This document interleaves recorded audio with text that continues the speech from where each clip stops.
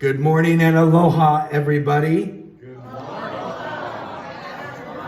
Aloha to you. I'm going to invite you to look at Esther chapter 3, and we are going to do a fly-through in Esther country, a fly over and drop down. We'll read the narrative, but you'll see me not rush through the verses, but our attempt today is to potentially take on 5 chapters.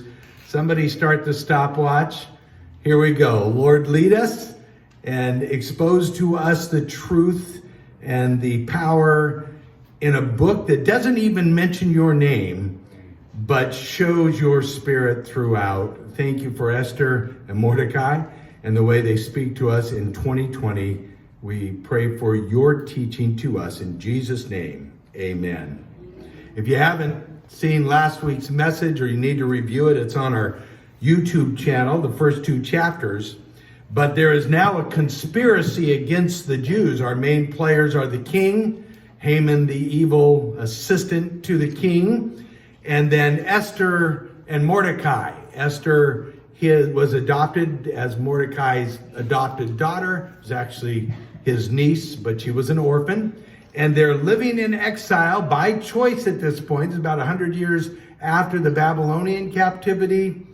And the players are in place, and here we go. So the king promoted Haman and advanced him and set his seat above all the princes who were with him.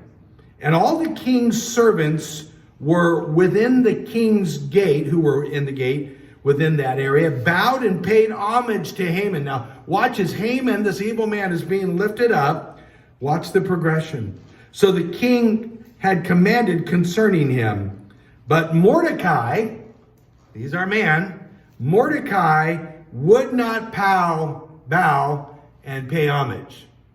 I mean, everyone's doing it. It's a command. Sound familiar? Everyone's doing it. It's a command from the government. And Mordecai would not bow. And Haman hated it. He would not bow. He would not pay homage to him. The king's servant were within the king's gate and said to Mordecai, "Why do you transgress the king's command?" And now it happened when they spoke to him daily, and he would not listen to them.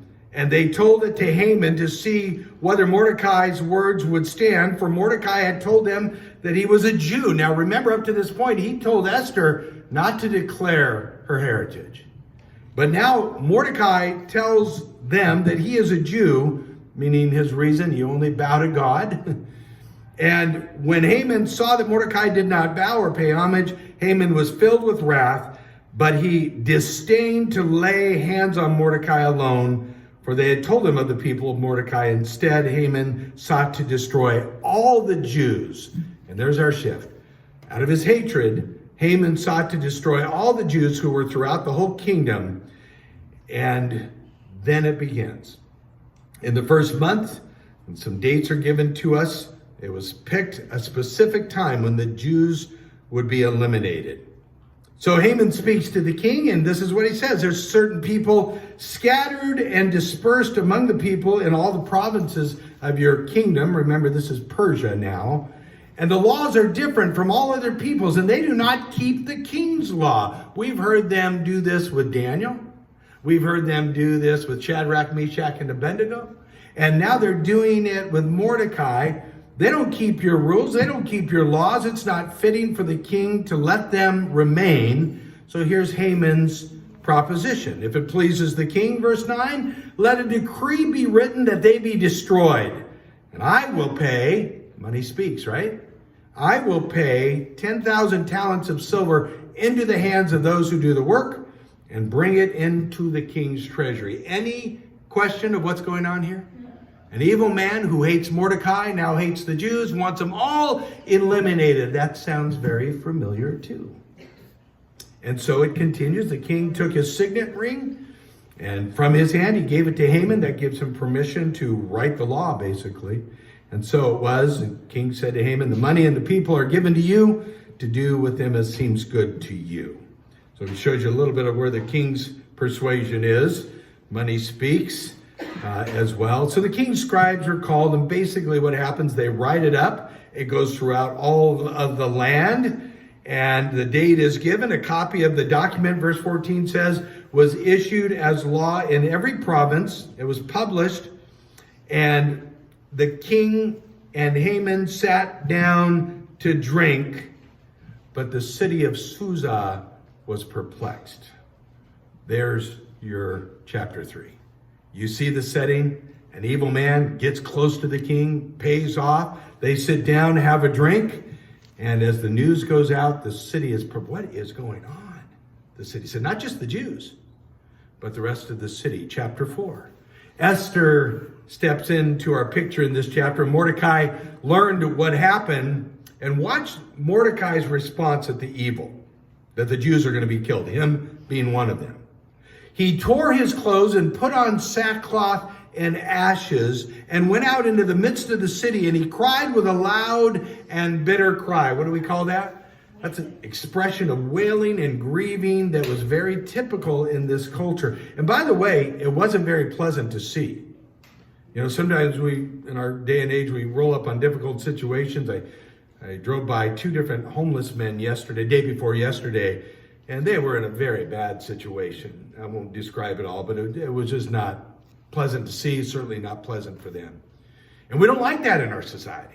And that's not nice to look at, it's not pleasant, there's all kinds of concerns. Well, this is kind of the stigma that some of this grieving would bring. And so with a bitter cry, walking through the city, he tore his clothes, put on sackcloth and ashes, and he went as far as in front of the king's gate. Can't go any farther than that. In every province where the king's command and the decree arrived, there was also mourning. You get a picture of what the news is doing. There's a date coming. And it is going to be on this day that all the Jews will be eliminated.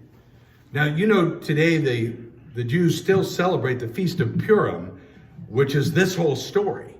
And that's usually in February. And they celebrate, you know, the victory over Haman that comes. But this is such an important act of history recorded for the Jews that it's acknowledged, and they give gifts, and I think they have like piñata things where they beat up on Haman and all kinds of, it's a festival, but it keeps this story alive. We have to keep these stories alive, as we do in our own generation of all that we witness under Hitler's reign. So all this wailing's going on, and finally Esther's maids and eunuchs come to her, and the queen was deeply distressed as they told her the news in verse 4. And she sent, now look at her concern initially, she sent garments to clothe Mordecai and to take his sackcloth away from him, but he would not accept them. I mean, she loved Mordecai, her uncle, her adopted dad, but he's going, that's not the issue. It's not about me alone. Then Esther called one of the king's eunuchs who was appointed to attend her. She gave him a command concerning Mordecai to learn what was going on and why this was happening. So they went out to Mordecai in the city, and Mordecai told him all that had happened to him and the sum of money that Haman promised to pay to destroy the Jews. He also gave him a copy of the decree that was written and explained the details to him. And he said, you take this to Esther and explain to her that he might command her to go to the king to make supplication to him and plead before him for her people. Mordecai now sees Esther in this amazing position, as we saw her journey to that in the first 2 chapters. And he says she's got a potential voice before the king to clear this up, to straighten it out. So the word is taken to Esther, the words of Mordecai. And Esther spoke and gave the command for Mordecai. All the king's servants, this is how she responds, all the king's servants and the people in the king's provinces know that any man or woman who goes into the inner court of the king who has not been called, and that would include the queen, you have to wait till you're called to see the king. He has but one law, and that is put her to death. If she approaches the king with Mordecai's request, and he hasn't called her, then she could be executed. Except the one who holds out to the one who holds out the golden scepter, that he may live. If the king holds out the scepter, you may come in. Yet I myself have not been called to go in to see the king these 30 days. So they tell Mordecai Esther's words. And here is this classic response. Circle this one, 13 and 14. Mordecai told them to answer Esther this way. Do not think, and by the way, this may sound like a rebuke, and it potentially was, but let me read it. You decide. Do not think in your heart that you will escape in the king's palace. She's a Jew. Do not think you'll escape any more than any other Jew. For if you remain completely silent at this time about this issue, with the potential destruction of the Jews, if you remain completely silent at this time, relief and deliverance will arise for the Jews from another place. In other words, remember, God's not mentioned in this book? Oh, really? God will, he doesn't say God, but something's going to happen, whether it's you or some other way, and relief will come, but you and your father's house will perish. So, who knows, he responds, whether you have come to the kingdom for such a time as this. That's a wonderful way of saying, yes, things are dark, but God's still in charge. Yes, things are evil, but God overcomes evil. Yes, every one of us has a part to play, and if you remain silent behind the palace walls, God can do this without you. By the way, God doesn't need any of us, does he? He uses us. He loves us. He invites us. But God's got things in control either way. But when we have the opportunity not to stay silent and to voice not just our opinion, but the morally right things to do, then we need to seize on that moment. And he reminds her in this great verse, for who knows? You may have been put here, and she was, for such a time as this. And by the way, that's the same for everyone in this room. There's no mistake that you're alive in 2020. There's no mistake that you're alive during this election. However you vote, you seek God, you seek biblical values, you live out your life for such a time as this because God has put us here to represent his righteousness and to represent justice, and to think through carefully all the clouded perversion of our world, and to trust Jesus, and to encourage one another and each other. Mordecai says to Esther, the queen, you are in that spot, and who knows if you have not been put here for such a time as this. Then Esther told them to reply to Mordecai. And this is her response. You, Mordecai, go gather all the Jews who are present in Susa and fast for me. She's about to do something. You fast for me. Don't eat, don't drink for 3 days, night or day. And my maids and I will fast likewise. And so I will go to the king, which is against the law. And here's her response. If I perish, I perish. As long as I'm doing the right thing. We put ourselves in dangerous place. As long as we're doing the right thing, that's all that matters. As long as we're obeying God. And that is the place where Esther finds herself. Drop your eyes down to chapter 5. How you doing? We just did a couple chapters here. Now it happened on the third day that Esther put on her royal robes and stood in the inner court of the king's palace across from the king's house. She positioned herself. And while the king sat on the royal throne in the royal house, facing the entrance of the house, so it was when the king saw Esther standing in the court that he found favor. She's a very beautiful woman, right? That's part of what's being used here.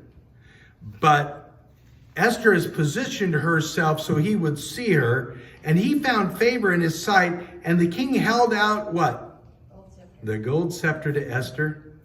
And it was in his hand. That gives her a green light to enter in. And Esther went near and touched the top of the scepter. And the king said to her, and to give you an idea, she hasn't presented anything yet, right? Look what the king says to her. If you want to know how much he loved her, look what he says to her. What do you wish, Queen Esther? What is your request? It shall be given to you up to half the kingdom. I've never seen Monty Hall do that on one of his game shows, right?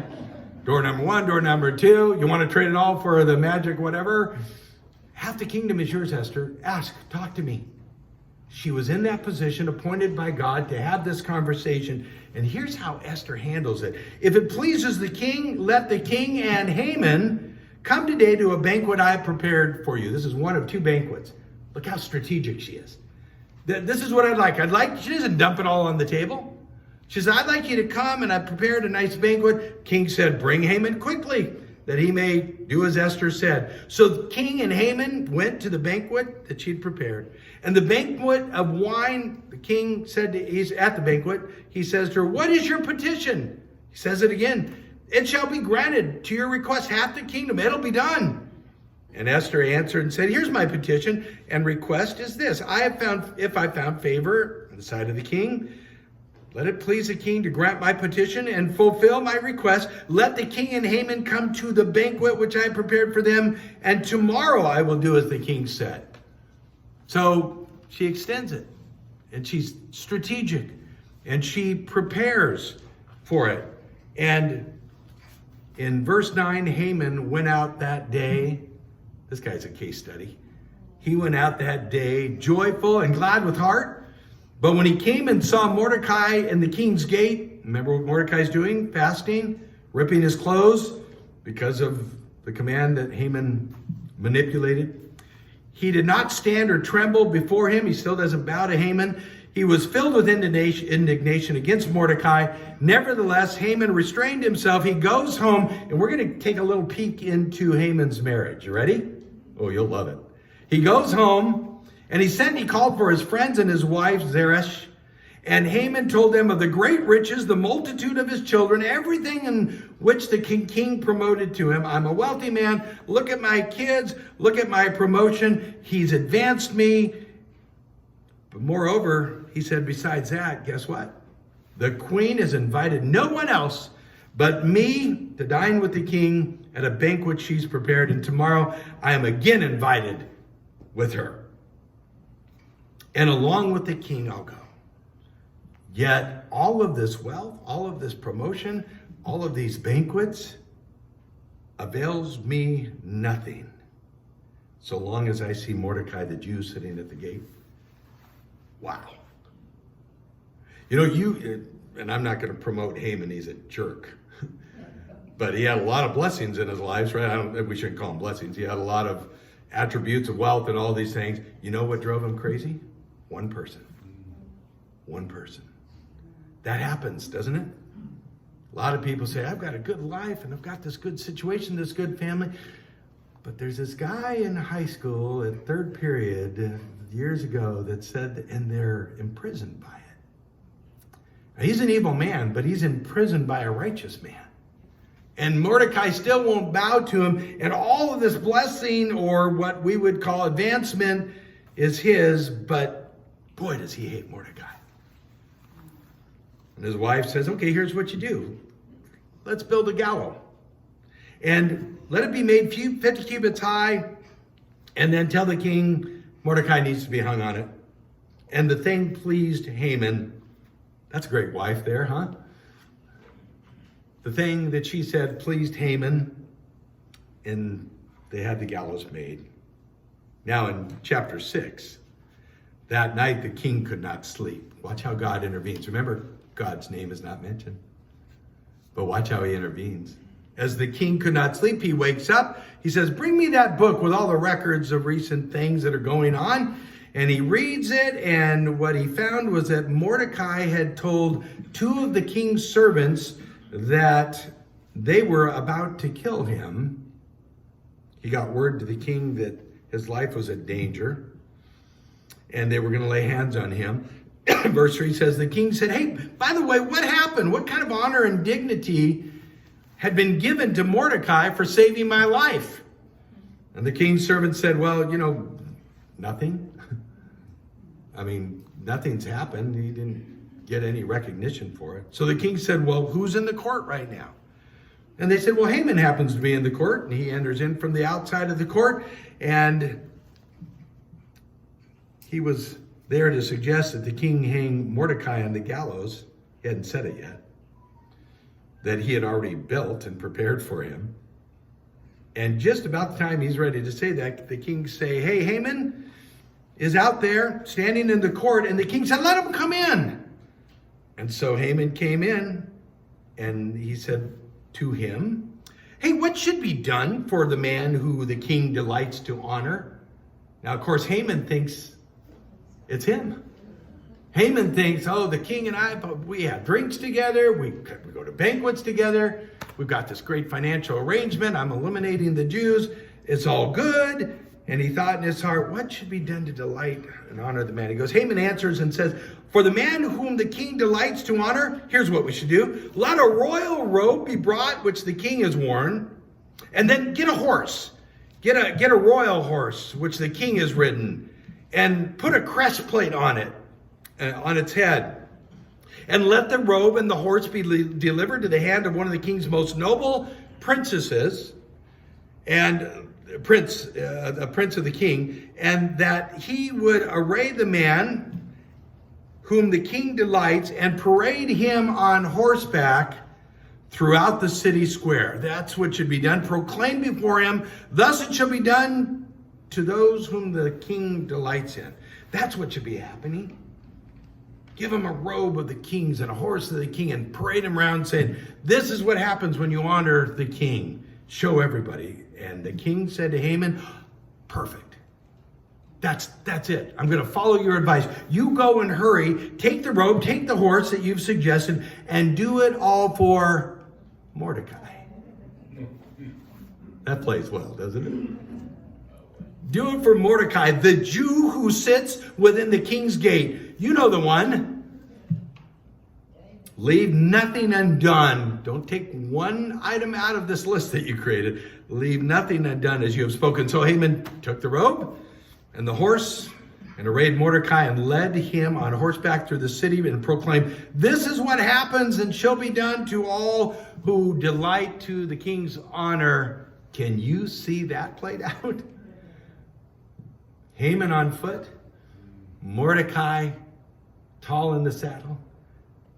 Everybody knew Haman's hatred and his plan to eliminate Mordecai and all the Jews. And afterwards, Mordecai went back to the king's gate, continued fasting, continued his grief process.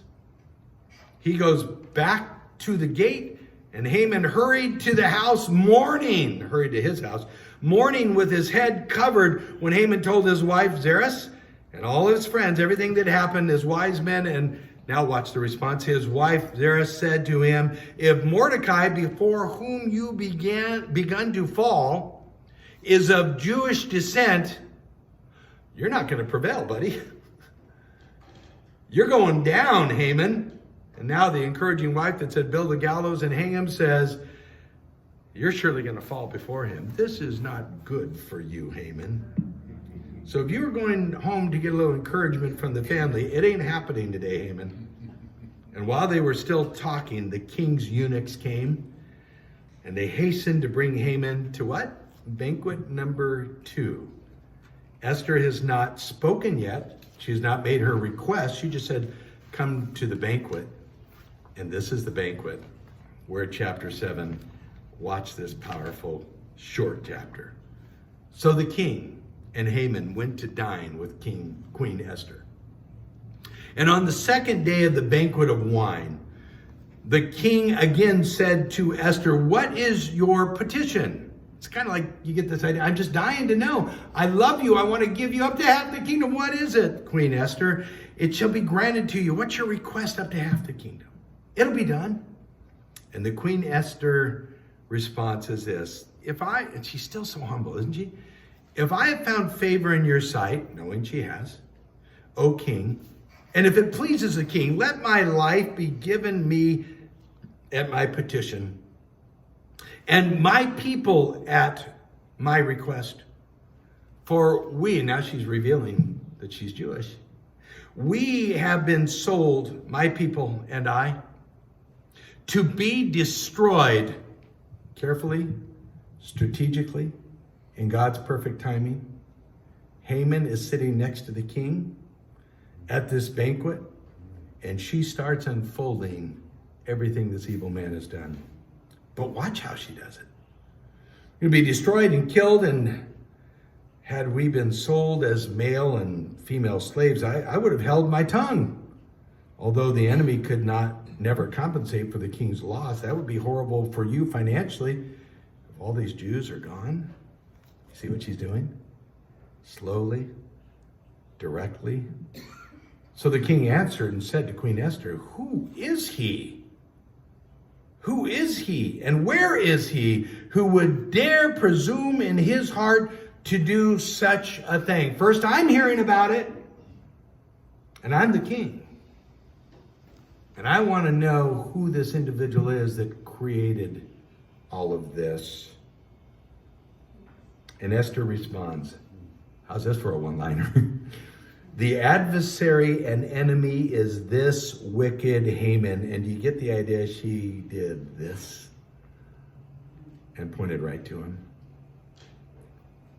So the king, after hearing this news, well, first look at Haman's response. He was terrified before the king and queen. Now who has the power? He's terrified that he's just been identified. And the king, here's how the king responds. He arose in his wrath, doesn't say anything, and he left the banquet of wine and went to the palace garden. He needed a big breath or a cigarette or something, I'm not sure. But he exits that, doesn't say a word to Haman, goes out, maybe tries to compose himself. I don't know, he's a little wacky, but he's out there in the garden. And as he's out there, Haman stood before the queen. And he pleads before his life.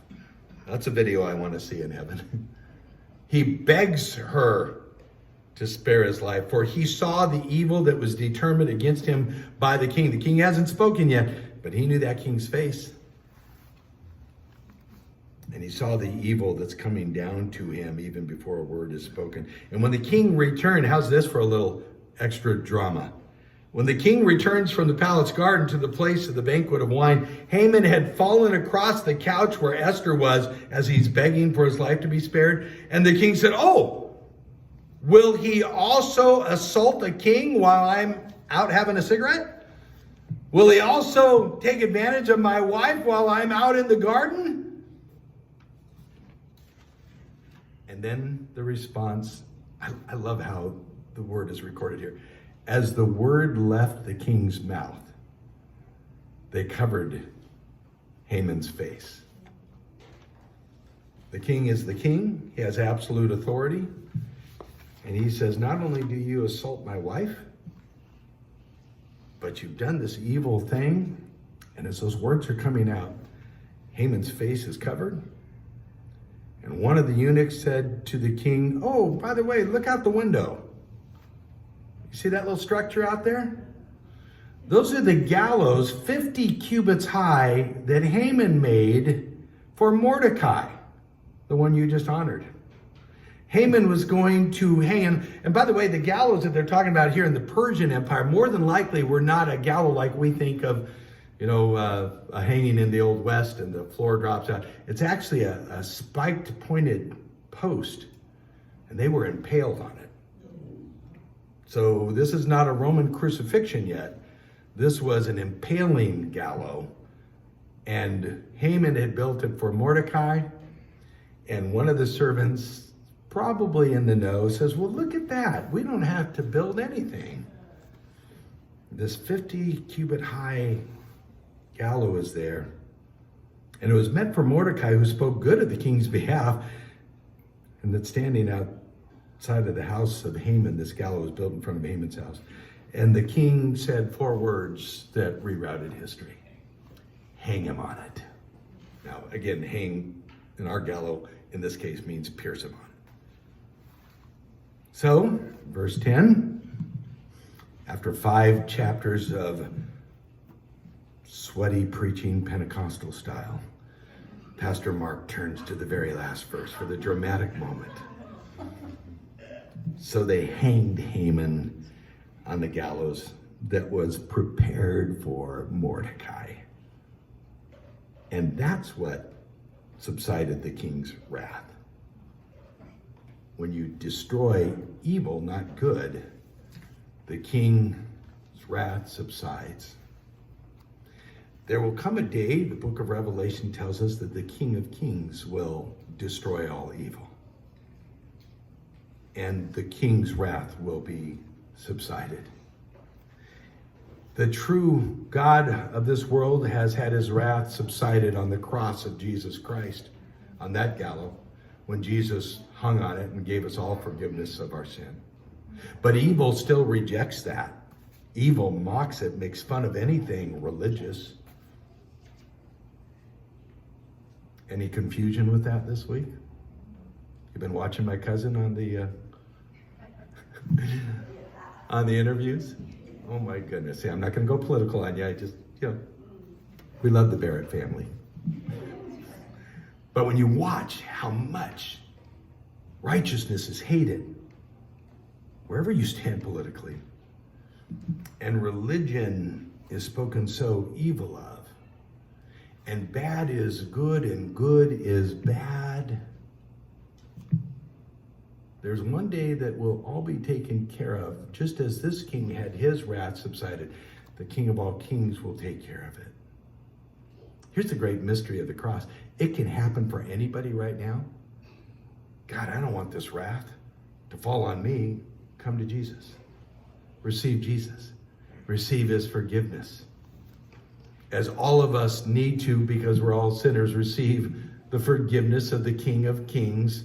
And the whole wrath judgment issue, it's settled. Not just for now, but for all eternity. But for those who continue to reject and grow darker and darker, as Romans 1 talks about, and caves in with society, that will be answered as well, just as this king answered the question of Haman. For such a time as this, Esther was placed in position, just as you and I are placed in position to be a part of this church, to be a part of encouragement, to be citizens in the United States, and to be residents of the state of California. You know me enough to know that I travel, and I've lived in other states, one other state, and I love the land completely. I always will. But I love California. I just want that to be real clear. I love California. And I believe too, and I say this extremely humbly, that I've been put here as a pastor, like many other pastors, but I've been put here as a citizen and a member of this church representing you wherever I go. I've been put here for such a time as this. You have been put here such a time as this. You've been put in your families with all of the challenges for such a time as this. And we mess it up, and we make mistakes, and we receive the same grace and mercy and the forgiveness of God. But that does not change God's eternal plan. You're here to be my spokesperson, to communicate my love, and to pray over us.